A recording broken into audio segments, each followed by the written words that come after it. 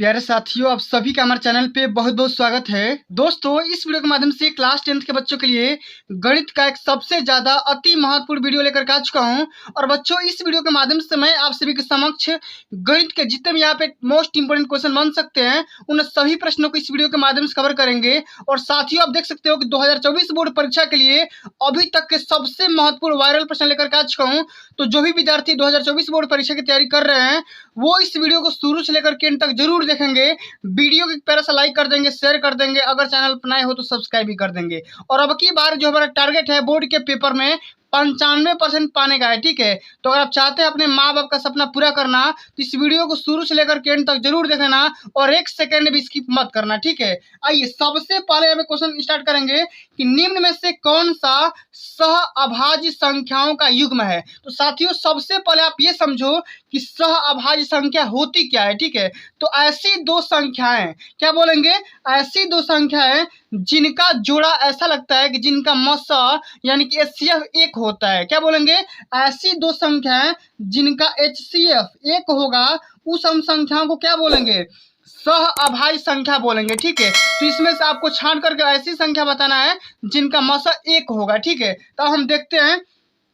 तो यहाँ पे देखिए 14 और 35 का मसा क्या हो जाएगा, 7 हो जाएगा, जाहिर सी बात है। लेकिन यहाँ पे देखो, आप 18 और 25 का देखोगे तो इसका मसा यहाँ पे क्या होगा, 1 हो जाएगा, ठीक है। इसके हिसाब से इस क्वेश्चन का जो राइट आंसर होगा ऑप्शन नंबर यहाँ पे सेकंड हो जाएगा, क्योंकि 18 और 25 ऐसी दो संख्या हैं, ऐसी संख्याओं का जोड़ा है जिनका मसा 1 होता है। इसलिए हम क्या बोलेंगे कि यही दो ऐसी संख्या है जो कि सह अभाज्य संख्या है। बाकी दो संख्याओं को देख लोगे तो 31 और 93 का एचसीएफ यहाँ पे 31 हो जाएगा, और बाकी 32 और 62 का यहाँ पे एचसीएफ देख सकते हो तो 2 निकल करके आ जाएगा, ठीक है। आगे हम बढ़ जाते हैं। इसी प्रकार अगला हमारा क्वेश्चन दिया गया है कि 15, 18 और 24 का लसा बताइए, ठीक है। और ये जो क्वेश्चन है बोर्ड के पेपर में कई बार ऑलरेडी पूछा जा चुका है। तो साथियों, इस वीडियो के माध्यम से हम वही सारे क्वेश्चन को डिस्कस करेंगे जो कि बोर्ड के पेपर में ऑलरेडी पूछे जा चुके हैं, ठीक है। तो बताना है 15, 18 और 24 का एलसीएम बताना है, ठीक है। तो आराम से यहाँ पे देखो कर लेते हैं। सबसे पहले एलसीएम आप किस तरीके से फाइंड आउट करते हैं, सबसे पहले यहाँ पे देखिए। तो एलसीएम फाइंड आउट करने के लिए बहुत सारी विधियां है, लेकिन मैं आप सभी को शॉर्टकट विधियां बता दे रहा हूँ कि आप किस तरीके से आप फाइंड आउट कर सकते हैं। तो 15 है, 18 है और अंत में आपका 24 है, ठीक है। तो आइए एलसीएम निकालते हैं। तो सबसे पहले हम क्या करेंगे, 2 से डिवाइड करेंगे कि आपका 15 हो जाएगा, ये 9 हो जाएगा और आपका ये 12 हो जाएगा, ठीक है। इसी प्रकार हम फिर अगेन क्या करेंगे, 2 से डिवाइड करेंगे तो ये 15 हो जाएगा, फिर ये 9 हो जाएगा, ये 6 हो जाएगा, ठीक है। इसी प्रकार फिर से आप 2 से डिवाइड कर दोगे तो ये 15 हो जाएगा और ये 9 होगा और ये फिर 3 हो जाएगा। अब हम क्या करेंगे, 3 से डिवाइड कर देंगे तो क्या हो जाएगा, 3 से 5 बार में जाएगा और यहाँ पे 3 बार में जाएगा और यहाँ पे 1 आ जाएगा। फिर आप क्या करो, बारी बारी से 3 से और 5 से डिवाइड कर दो, ठीक है। तो यहाँ पे एक बार अंत में 5 से चला जाएगा। अब क्या करो, अब देखो, सुनो ध्यान से, इसी का जो ये अंत में जो संख्याएं आई है, इसी का जो मल्टीपल होता है एचसीएफ होता है, एलसीएम होता है, ठीक है। तो 2 दूनी के 4 गुना 8 और 3 के 24 और 24 या 72 और 72 पाँच कितना होता है, यहाँ पे देखो 72 में 5 से गुणा कर लोगे तो यहाँ पे 360 निकल करके आ जाएगा। तो 5 6 35 और एक 36 निकल करके आ जाएगा, ठीक है। 5 7 35 एक 36, ठीक है। तो क्या हो जाएगा, ऑप्शन नंबर यहाँ पे डी बिल्कुल राइट आंसर हो जाएगा, ठीक है। कि 15, 18 और 24 का जो एलसीएम होगा वो क्या हो जाएगा, 360 निकल करके आ जाएगा, ठीक है। अब चलो आगे हम बढ़ जाते हैं। अगला हमारा जो क्वेश्चन दिया गया है, ये द्विघात समीकरण से क्वेश्चन दिया गया है और ये अब की बार बोर्ड के पेपर में पूछा गया था। क्वेश्चन हमारा ये है कि यदि समीकरण 2x² minus 8x plus c is equal to 0 के मूल बराबर हैं तो सी का मान निकालिए। अब सी का मान कैसे निकालोगे, सबसे पहले ध्यान से सुनो। जब भी अगर आपसे बोल देगा, ठीक है, जब भी अगर आपसे बोल देगा कि मूल बराबर है, ठीक है, मूल बराबर होने का जो प्रतिबंध होता है, ठीक है, जब मूल बराबर होगा उस कंडीशन में जो हमारा विविधकर होता है b² minus 4ac is equal to 0 होता है, ठीक है। यह प्रतिबंध आप सभी को पता होना चाहिए, ठीक है। अब यहाँ पे देखो b का जो मान होगा क्या हो जाएगा, -8 होगा, a का मान 2 हो जाएगा और c का मान तो आप सभी लोग यहाँ पे c देख ही रहे हो, c का मान कैलकुलेट ही करना है, ठीक है। तो b का मान यहाँ से रख दो, -8 का स्क्वायर कर दो, ठीक है। और यहाँ से -4 इंटू a का मान 2 है और c का मान ऐसे ही रख दो, ठीक है, बराबर 0 कर दो। अब यहाँ पे देखो 8 का वर्ग करोगे तो क्या हो जाएगा, 64, ठीक है। और इसको बराबर कर दो, ठीक है, ये आ जाएगा 8c। अब ये 8 बार में कैंसिल आउट हो जाएगा, ठीक है। इसलिए c का मान क्या हो जाएगा, 8 हो जाएगा, ठीक है। सी का मान क्या हो जाएगा, 8 हो जाएगा, इसलिए हमारा ऑप्शन नंबर डी बिल्कुल राइट आंसर हो जाएगा, ठीक है। चलो अब आगे देख लेते हैं, अगला हमारा जो क्वेश्चन दिया गया है, यदि 1/x² प्लस 6 इक्वल टू 1/10 है तो x का मान निकालिए। अब इस क्वेश्चन को भी कैसे हल करोगे, ध्यान से सुनो। यहाँ पे हमारा इक्वेशन दिया गया है कि 1/x² प्लस में क्या दिया है 6 दिया है इज इक्वल टू 1/10 दिया गया है, ठीक है। अब देखो हम क्या करेंगे, इसको क्रॉस मल्टीप्लाई कर देंगे तो क्या हो जाएगा, x² plus 6 is equal to 10 हो जाएगा, जाहिर सी बात है। अब यहाँ पे देखो इसको पक्षांतर कर दो तो क्या हो जाएगा, x² बराबर ये 10 माइनस 6, तो x² बराबर क्या हो जाएगा 4। अब देखो x² बराबर 4 तो आ गया। अब हम क्या करेंगे, दोनों पक्ष का रूट कर देंगे, ठीक है, स्क्वायरिंग रूट बोथ साइड, ठीक है। तो क्या करोगे, स्क्वायर रूट कर जब कर दोगे तो क्या हो जाएगा, रूट में 4 आ जाएगा, ठीक है। और यहाँ पे देखो x के 2 मान आ जाएंगे, क्योंकि हमारा समीकरण कैसा है, द्विघात टाइप का है, तो x के 2 मान आ जाएंगे, एक +2 आ जाएगा और एक -2 आ जाएगा, ठीक है। तो +-2 हमारा आंसर हो जाएगा, ठीक है। ऑप्शन नंबर यहाँ पे सेकंड बिल्कुल राइट आंसर होगा, ठीक है। चलो आगे देख लेते हैं, अगला हमारा जो क्वेश्चन पूछा गया है कि बिंदु -6, 8 की मूल बिंदु से दूरी बताइए। अब देखो मूल बिंदु से दूरी सभी को पता होगा, ये क्वाड्रेंट, ये देखो मूल बिंदु का जो निर्देशांक होता है वो क्या होता है, 0 0 होता है, ठीक है। अब देखो जब मूल बिंदु से जब भी डिस्टेंस पूछेगा और हमारा डिस्टेंस दिया गया है -6, 8 दिया गया है। अब देखो इस मूल बिंदु से इसकी जो डिस्टेंस है वो, इसका फार्मूला क्या होता है, ठीक है। इसका फार्मूला ये होता है कि इस दोनों का स्क्वायर करके जोड़ के और आपस में फिर इसका स्क्वायर रूट निकाल दो, ठीक है। अब ध्यान से देखो, इसका जो फार्मूला होता है x² प्लस में y² होता है, ये x होता है और ये y होता है, ठीक है। अब कर दो यहाँ पे -6 का स्क्वायर कर दो और ये प्लस में 8 का स्क्वायर कर दो और दोनों का रूट निकाल दो, तो क्या हो जाएगा 36 और प्लस में ये 64। अब देखो 36 64 क्या होता है, 100 होता है, और 100 का रूट जब निकालो तो क्या हो जाएगा 10 हो जाएगा, ठीक है। क्या होगा 10 हो जाएगा, और ये प्लस माइनस आप 10 भी लिख सकते हो, ठीक है। ऑप्शन नंबर यहाँ पे सी बिल्कुल राइट आंसर होगा, ठीक है। चलिए इसी क्रम में हम आगे बढ़ते हैं, अगला हमारा क्वेश्चन दिया गया है, समझ सकते हो कि यदि tan a is equal to 4/3 तो cos a का मान बताइए, ठीक है। अब देखो tan a का वैल्यू 4/3 दिया गया, तो cos a, अब सबसे पहले यहाँ पे समझो tan a, एक कोई भी यहाँ पे ट्रायंगल बना लो, तो यहाँ पे देखो tan a बराबर क्या होता है, सबसे पहले ये समझो tan a बराबर होता है लंब और बटा में आधार होता है, क्या होता है, लंब बटा में आधार होता है। तो लंब लंब कहने का मतलब क्या है, ये वाला डिस्टेंस क्या हो जाएगा, लंब हो जाएगा। तो लंब का मान यहाँ पे 4 दिया है और आधार का मान 3 दिया है, तो जाहिर सी बात इसका कर्ण का मान क्या हो जाएगा 5 हो जाएगा, पाइथागोरस का प्रमेय लगाओगे तो। अब आपसे इससे क्या पूछा है, cos a की वैल्यू, तो cos a बराबर क्या होता है, तो cos a बराबर होता है आधार और बटे में क्या होता है कर्ण। तो आधार क्या हो जाएगा हमारा, आधार हो जाएगा ये 3, क्या होगा आधार क्या हो जाएगा 3 हो जाएगा, और बटे में कर्ण क्या हो जाएगा 5, तो 3/5 हो जाएगा, ठीक है। क्या होगा 3/5 हो जाएगा, तो ऑप्शन नंबर यहाँ पे सेकंड बिल्कुल राइट आंसर होगा, ठीक है। चलिए आगे देख लेते हैं, अगला हमारा क्वेश्चन दिया गया है कि 2 tan 30/1 - tan स्क्वायर 30 का मान बताइए। तो tan 2θ का फॉर्मूला होता है, tan 2θ मतलब 30 में जब 2 से गुणा करो तो tan 60 अंश का मान हो जाएगा, तो tan 60 इसका राइट आंसर होगा, ठीक है। चलिए अब आगे इसी क्रम में बढ़ते हैं, अगला हमारा जो क्वेश्चन दिया गया है, क्वेश्चन बोल रहा है कि 21 सेंटीमीटर त्रिज्या वाले वृत्त की किसी चाप द्वारा केंद्र पर बना कोण 60 डिग्री है, तो चाप की लंबाई ज्ञात करिए। अब ध्यान से सुनो, ये जो क्वेश्चन है बोर्ड के पेपर में पूछा गया है, ठीक है, सारे के सारे प्रीवियस ईयर क्वेश्चन मैं पुटअप किया हूँ यहाँ पे। तो इसका रेडियस का मान दिया गया, यानी कि स्मॉल आर की वैल्यू दिया गया है 21 सेंटीमीटर, ठीक है, और थीटा के मान यहाँ पे 60 डिग्री दिया गया है, ठीक है। तो आपसे भी सब क्या बोल रहा है, चाप की लंबाई निकालने के लिए, तो चाप की लंबाई का जो सूत्र होता है वो होता है, लेंथ का जो सूत्र हम निकालेंगे वो होता है θ/360 इंटू क्या होता है 2πr होता है, ठीक है। आप यहाँ से निकाल सकते हो। तो थीटा हमारा दिया गया 60/360 इंटू 2 इंटू पाई का मान यहाँ पे रख लो 22/7, ये मल्टीप्लाई कर लो, और आर का मान दिया गया 21, ठीक है। तो यहाँ पे देखो 6 बार में ये कट जाएगा, और ये 2 से 3 बार में कट जाएगा, और 3 से ये 7 बार में कट जाएगा, और 7 ये 7 आपस में कट जाएगा, तो बचा क्या आपके सामने 22 बच गया। तो इसकी लंबाई क्या हो जाएगी 22 सेंटीमीटर हो जाएगी, क्या हो जाएगी 22 सेंटीमीटर हो जाएगी, क्लियर। चलो आगे देख लेते हैं, अगला हमारा क्वेश्चन दिया गया है कि एक लंब वृत्तीय बेलन के आधार का क्षेत्रफल 9 पाई स्क्वायर सेंटीमीटर है, तो इसके आधार का व्यास निकालिए, बताना है। तो लंब वृत्तीय बेलन समझिए, उसके आधार का जो क्षेत्रफल एरिया है, तो आधार का बोले चाहे एरिया बोल दे, सामने से देखो ये एरिया है, कोई भी बेलन है, ठीक है, यहाँ पे देखो एक बेलन है कोई, इसका जो एरिया है इस वाला पोर्शन का यहाँ पे एरिया दिया गया है, इस वाला पोर्शन का एरिया दिया गया है 9 पाई, क्या दिया गया है 9 पाई दिया गया है। तो सभी को पता होगा कि जो एरिया का फार्मूला होता है क्या होता है पाई r स्क्वायर होता है, तो पाई से पाई कैंसिल आउट और r का मान यहाँ से 3 आ जाएगा, क्यों? क्योंकि रूट में चला जाएगा 9, ठीक है। तो आर का मान क्या हो जाएगा 3। लेकिन आपसे रेडियस का मान नहीं पूछा है, आपसे इससे आधार का व्यास पूछा है। ये जो आधार है इसका बेस है, इसी का क्या पूछा है, व्यास पूछा है। तो ये तो 3 हो गया और ये 3, तो 3 दूना क्या हो जाएगा 6 हो जाएगा पूरे रेडियस, क्योंकि व्यास बराबर होता है 2 इंटू रेडियस। तो यहाँ पे 3 दूना क्या हो जाएगा 6 हो जाएगा, तो 6 सेंटीमीटर इसका राइट आंसर होगा, ठीक है।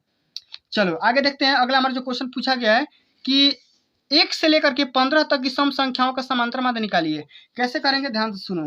1 से लेकर के 15 तक सम संख्या जोड़िए। सबसे पहले यहाँ पे देखो 2 + 4 + 6 + 8 + 10 + 12 और +14, ठीक है। और समांतर माध्य निकालने के लिए काउंट कर लो 1 2 3 4 5 6 7, 7 से डिवाइड कर दो, ठीक है।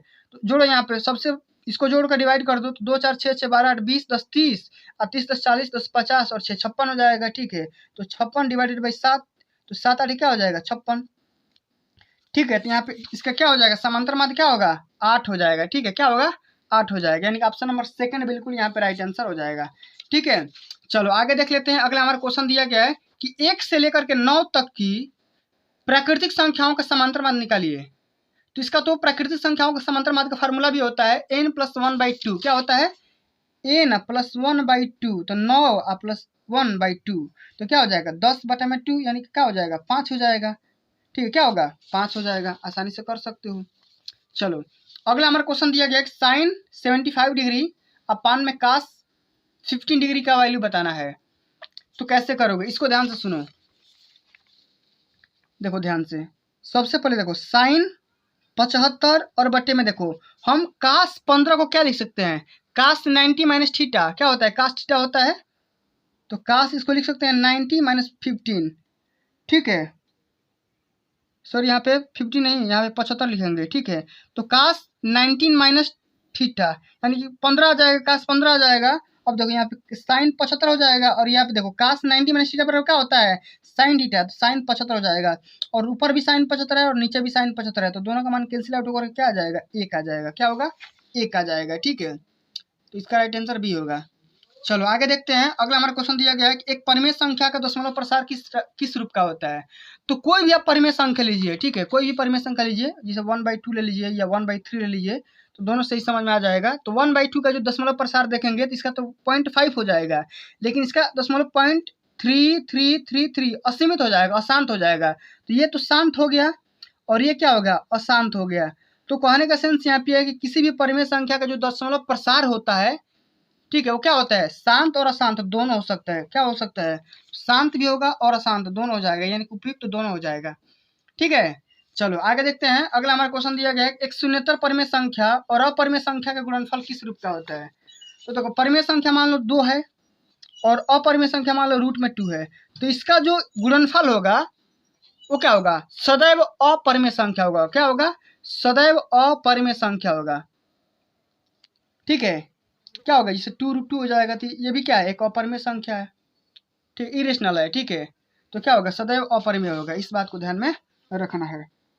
आइए अब अगला क्वेश्चन देखते हैं कि दो गोलों के आयतनों का अनुपात 64:27 दिया गया है, तो उनके पृष्ठीय क्षेत्रफल का अनुपात बताइए। तो यहाँ पे देखिए ध्यान से समझिए, दो गोलों का आयतन, आयतन मतलब यहाँ पे देखो गोला का आयतन होता है, ध्यान से सुनिए 4/3 पाई, इसको मान लीजिए r1³ और इसके लिए 4/3 पाई r2³ मान लीजिए, ठीक है r2³। तो इसका देखिए 64 दिया है और इसका क्या दिया है 27 दिया है। तो r1 का मान यहाँ से 8 हो जाएगा और r2 का मान यहाँ से क्या हो जाएगा, सॉरी यहाँ से 4 हो जाएगा और इसका मान 3 हो जाएगा। तो r1 का मान यहाँ मान लो 4/3 हो जाएगा। और पृष्ठीय क्षेत्रफल, ठीक है, गोला का पृष्ठीय क्षेत्रफल क्या होता है 2πr²। अब यहाँ पे देखो तो इसका भी उसका भी रेशियो सेम होगा, ठीक है। तो 4/3 हो जाएगा। ऑप्शन नंबर यहाँ पे क्या होगा सेकंड राइट हो जाएगा, ठीक है। चलो आगे देख लेते हैं। अगला हमारा जो क्वेश्चन दिया गया है कि माध्यिका को आलेखी विधि द्वारा निम्न में से किससे प्राप्त किया जाता है। तो इसका राइट आंसर होगा तोरण, ठीक है। ऑप्शन नंबर यहाँ पे पहला राइट आंसर हो जाएगा, इस बात को ध्यान में रखिएगा। तो अभी तक जितना क्वेश्चन बता रहा हूँ सारे के सारे क्वेश्चन को नोट कर लीजिएगा, क्योंकि यही सब सारे क्वेश्चन बोर्ड के पेपर में पुटअप किए जाते हैं। अगला हमारा क्वेश्चन पूछा गया है कि किसी पूर्णांक m के लिए प्रत्येक धनात्मक सम संख्याओं का जो रूप होता है किस रूप का होता है, ठीक है, ये बताना है। तो देखो कोई भी अगर पूर्णांक होगा m का होगा, ठीक है, तो अगर उसका जो रूप होगा ना, ठीक है। सम संख्या अगर हम बात करेंगे तो उसमें से 2 से गुणा कर लो, ठीक है, हमेशा सम आएगा, ठीक है, हमेशा कैसा आएगा, सम पूर्णांक हो जाएगा। तो ऑप्शन नंबर यहाँ पे क्या हो जाएगा, सेकंड राइट आंसर होगा। चलो अब अगला हमारा जो क्वेश्चन दिया गया है कि समीकरण 2x² + 5x + 4 = 0 के मूल होंगे। अब देखो इसके मूल निकालने के लिए आप क्या करो, इसका डी फाइंड कर लो, विविध कर निकाल लो, यानी कि b² - 4ac की वैल्यू निकाल लो, ठीक है। जब आप ये निकाल लोगे तो आपको पता चल जाएगा, ठीक है। तो b का मतलब ये देखो 5, तो 5 का वर्ग 25 और -4ac मतलब 4 × 2 × 4, तो क्या हो जाएगा 25 - 4 × 16 दूना क्या हो जाएगा, 4 × 16 दूना 32। अब देखो ये निगेटिव आ रहा है, तो जब भी अगर d का मान यानी b² - 4ac का मान जब निगेटिव आएगा तो कहने का सेंस हमारा ये होगा जो भी उसके मूल होंगे वो काल्पनिक हो जाएंगे, क्या होंगे, इमेजिनरी हो जाएंगे, काल्पनिक होंगे, यानी कि वास्तविक नहीं होंगे। ऑप्शन नंबर यहाँ पे डी बिल्कुल राइट आंसर होगा, ठीक है। चलो आगे देख लेते हैं। अगला क्वेश्चन दिया गया है कि sin² 60 अंश, क्या बोलेंगे, sin² 60 अंश - sin² 30 अंश का मान बताइए। तो sin 60 का मान क्या होता है, 1/2 का वर्ग कर दो, माइनस दिया था माइनस, और sin 30 का मान क्या होता है, √3/2, इसका भी स्क्वायर कर दो, तो इसका स्क्वायर करोगे तो 1/4 हो जाएगा, और इसका क्या होगा, इसका 3/4 होगा, तो क्या हो जाएगा ये -2/4 हो जाएगा, तो -1/2 हो जाएगा, ठीक है। तो ऑप्शन नंबर यहाँ पे हमारा चौथा राइट आंसर हो जाएगा, ठीक है, इस बात को ध्यान में रखिएगा। अगला हमारा क्वेश्चन दिया गया कि यदि 3 काट a = 4 तो सेक a का मान निकालिए। तो ध्यान से सुनो, काट a का पहले यहाँ से मान निकाल लो, तो काट a बराबर क्या होगा, काट a बराबर 4/3 हो जाएगा, तो tan a बराबर क्या होगा, tan a बराबर 3/4 हो जाएगा। तो अभी मैंने बताया था आप सभी को tan a बराबर क्या होता है, आधार बटा में आधार लाल बटा में कक्का होता है ना, तो लंब, तो लंब मतलब ये 3 हो जाएगा, ये 4 हो जाएगा, तो ये आपका क्या होगा 5 हो जाएगा। तो आपसे किस चीज़ का वैल्यू पूछा है, सेक, किसका, सेक के का वैल्यू। तो सेक के बराबर क्या होता है, आधार और बटा में कर्ण होता है, तो आधार क्या हो जाएगा, बेस 4 और कर्ण आपका 5, तो 4/5 हो जाएगा, ठीक है। एक मिनट फिर से इसको देख लेते हैं, डिस्टर्ब हो गया, एक बार ध्यान से देखते हैं। यदि काट a बराबर दिया गया है 4/3 दिया गया है, ठीक है, तो tan a बराबर क्या हो जाएगा, tan a बराबर यहाँ से निकाल लो, तो लंब बटा में आधार हो जाएगा, ठीक है। tan a बराबर 3/4, तो लंब क्या हो जाएगा 3 और ये आधार आपका, ठीक। तो अब क्या करना है, आपको सेक a की वैल्यू निकालना है, ठीक है। तो आधार और बटा में कर्ण, तो आधार क्या हो जाएगा हमारा, आधार ये हो जाएगा, ठीक है, 4 और बटा में कौन हो जाएगा 5, तो 4/5 होगा, ठीक है। इस बात को ध्यान में रखिएगा, ये देखिए 4/5 हो जाएगा, इसको आप चेंज कर लीजिए, ऑप्शन नंबर यहाँ पे सेकंड ही राइट आंसर हो जाएगा। तो साथियों आज के लिए बस इतना ही। अगर ये वीडियो आप सभी को अच्छी लगी होगी, हेल्पफुल लगी होगी, तो वीडियो को एक प्यारा सा लाइक पहुँचा देना, शेयर कर देना, अगर चैनल पर नए हो तो सब्सक्राइब भी कर देना। मिलते हैं अगली वीडियो में, तब तक के लिए जय हिंद, जय भारत, वंदे मातरम।